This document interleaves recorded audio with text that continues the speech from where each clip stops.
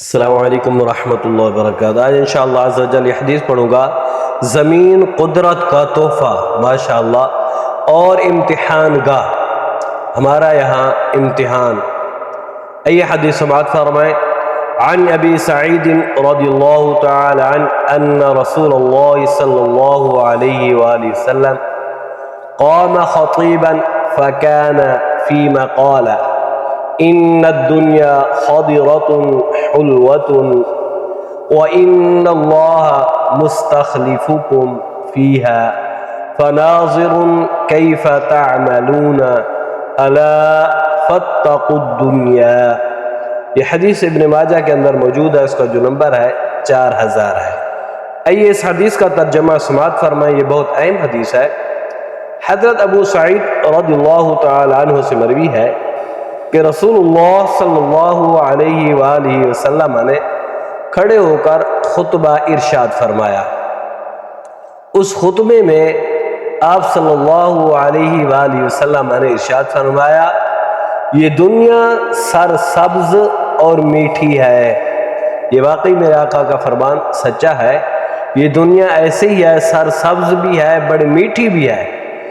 اللہ تعالیٰ تمہیں آزمانے کے لیے اس دنیا میں خلافت یعنی نیابت دے گا تاکہ وہ دیکھے کہ تم کیسے عمل کرتے ہو۔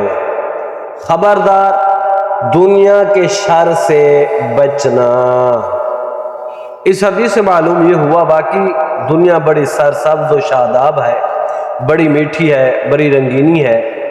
جو اس میں دنیا کا ہو جاتا ہے تو پھر کام خراب ہو جاتا ہے، لیکن جو اللہ اس کے رسول کے حکم کے مطابق اپنی زندگی جو ہے بسر کرتا ہے، عبادات کرتا ہے اور دنیا سے دل نہیں لگاتا تو اللہ تعالیٰ ان پر کرم نوازی فرماتا ہے، کیونکہ میرے آقا نے فرمایا خبردار دنیا کے شر سے بچنا۔ آج ہر شخص دنیا کے شر میں جو ہے پھنسا ہوا ہے، دنیا کے شر سے کوئی محفوظ نہیں ہے، کیونکہ اس نے دنیا کو سب کچھ بنا لیا ہے۔ تو ہمیں چاہیے ہم دنیا کے شر سے بچتے ہوئے اللہ اور اس کے رسول کے حکم کے مطابق اپنی زندگی جو ہے اللہ اس کے رسول کے حکم کے مطابق اپنی زندگی جو ہے بسر کریں۔ تو دعا ہے اللہ تعالی ہم سب کو یہ دنیا کی سرسبز اور مٹھائی جو ہے، دنیا جو میٹھی ہے، اس سے بچ کر رہنے کی توفیق عطا فرمائے اور ہمیں آخرت کی خوب تیاری کرنے کی توفیق عطا فرمائے۔